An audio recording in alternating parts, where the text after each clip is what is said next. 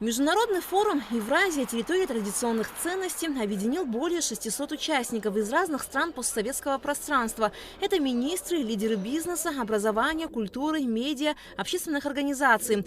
В списке государств Абхазия, Россия, Молдова, Армения, Беларусь, Казахстан, Таджикистан, Узбекистан, Азербайджан, Сербия и другие.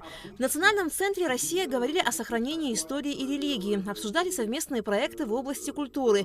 Министр просвещения Российской Федерации, подводя итоги панельной сессии, отметил, что итоги этого форума обсудят на предстоящем большом форуме в Казани.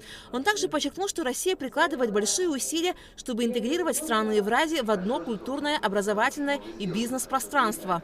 Для того, чтобы сохранить мир, развивать, давать качественное образование нашим школьникам, чтобы молодое подрастающее поколение воспитывалась на тех традиционных ценностях, которые делают человека с большой буквы. Те ценности, которые действительно вдохновляют и развивают. Вот это очень важно.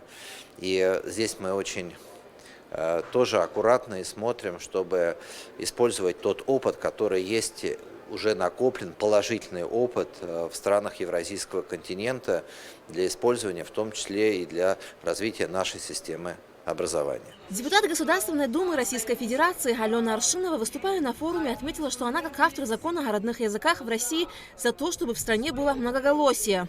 Сегодня выстраиваем работу так, в ОНО Евразия, чтобы мы смогли развивать наш русский язык как язык межнационального общения, потому что это наше достояние, то, что нам досталось от наших предков, и чтобы родные языки всех народов Евразии развивались, чтобы наши предки, наши бабушки и дедушки знали, что они совершенно не зря отстояли мир во всем мире. Мой прадед, например, лежит в могиле неизвестного солдата. И, конечно, и я лично, и мои единомышленники, которые объединились вокруг ОНО Евразия, лично переживают, когда где-то сносят памятники, где-то вандализм поддерживается, где-то стираются имена советскому солдату, который отстоял мир на планете. Поэтому проектов много, мы двигаемся дальше, и для нас очень важно, что за год работы действительно пройден большой путь. Исполняющие обязанности министра культуры и министра просвещения Абхазии Динара Смыр и Инал Габли участвовали в работе общественно-делового форума «Евразия. Территория традиционных ценностей» в качестве экспертов. Динара Смыр приняла участие в панельной сессии по вопросам культурного кода Евразии. Она рассказала о том, что в Абхазии развивается сфера кино. В последние годы в республике активно снимают фильмы как местные молодые режиссеры, так и российские. Она коснулась и проблемы отсутствия кинотеатров в республике. До войны в городе Сухум было только 6 кинотеатров, но они во время военных действий пострадали. Но сейчас российская страна оказывает нам очень большую помощь. Возможно, некоторые фильмы мы будем показывать в Абхазской государственной филармонии. Министерство культуры Российской Федерации предоставляет нам большой экран, который можно будет собирать и разбирать.